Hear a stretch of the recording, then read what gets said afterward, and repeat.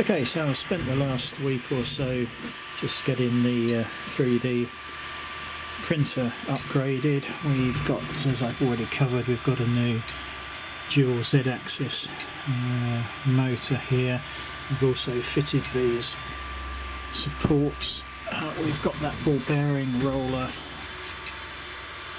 mount there, and upgraded the firmware. It's just doing some bed leveling at the moment because I had to take this whole assembly off because I thought I'd replace the quite loud Ender 3 Pro fan with one of these nice Noctua fans.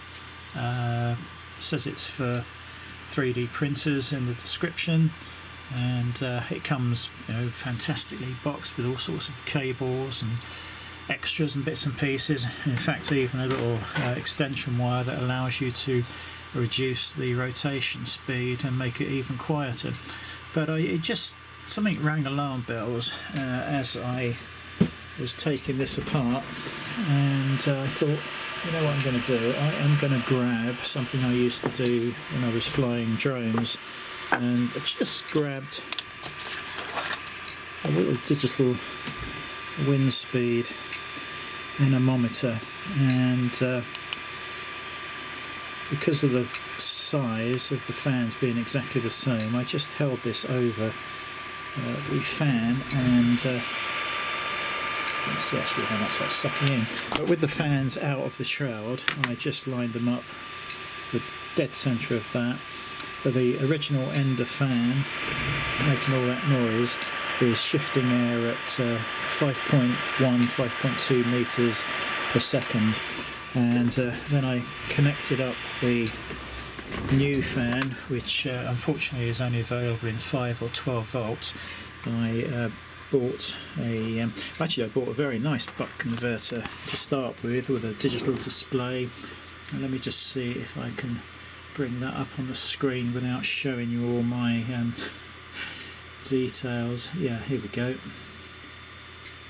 So I bought this.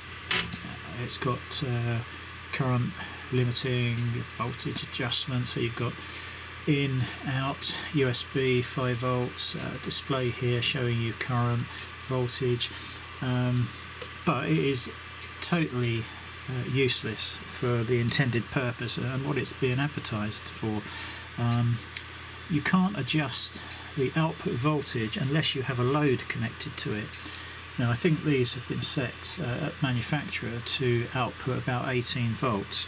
Well, you start plugging in things at 12 or 5 volts to give it a load, and they're going to be pretty quickly destroyed. It will not adjust without a load. So it will say 18.5 volts on the display, and no matter how many times you turn the dial, the adjustable pot there, it won't change the reading. You must have something connected across it. So absolutely useless.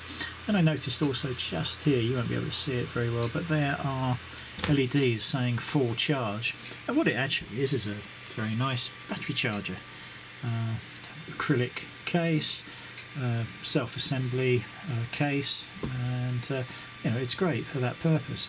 But that's not what it's being sold as, so I'm afraid that has had to go back and for a refund. And then I just went back to the bog standard buck converter, and you can get about 6 of these for about a tenner, which is what I did. And let me just save this to the apron.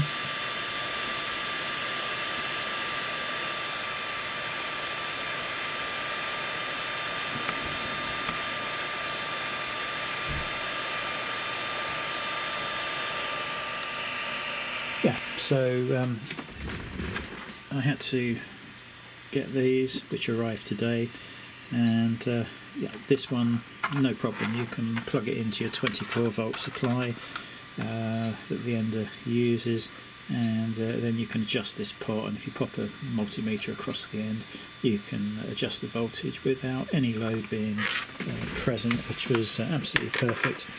Anyway, going back to the fan, once I'd connected the very nice Noctua fan, I realised that one of the reasons it's so quiet is because it's barely shifting any air. As I said, the Ender 3 Pro, genuine original fan, about 5.2 metres per second. The Noctua is only shifting 3.1 metres per second, so totally unsuitable for the intended purpose, and probably one of the reasons it's so quiet.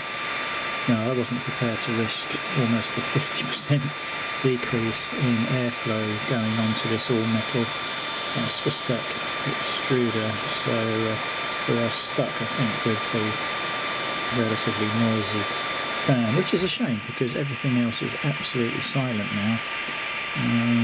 But yeah, there you go, can't have it all, I guess. Quick look round at the back in case anyone's wondering what this is. This is a handle off of a bucket, and that's the actual handle from the bucket, and I've just fed the cables. I've cut it with a Dremel, split it with a Dremel, fed the cables through, and as the x-axis moves, this just swings around the bar. The handle is just fed through into the extrusion, a couple of inches, bent up. It's on some cable ties there, and it just swivels around very nicely, but keeps everything out of the way. So very pleased with that. I think I've already linked to this new software that I managed to get that had BL Touch enabled, but it had the source code, so I can make various adjustments to it. Yeah, it was 2091. Perhaps add a link to that website for the guy. It goes Daniel, but I'll have the link for it. But so yeah, think twice about upgrading your Ender 3 Pro fan. In fact, probably any 3D printer's fan with a silent one, if you don't know the airflow that it's the new fan's giving you compared to the old one.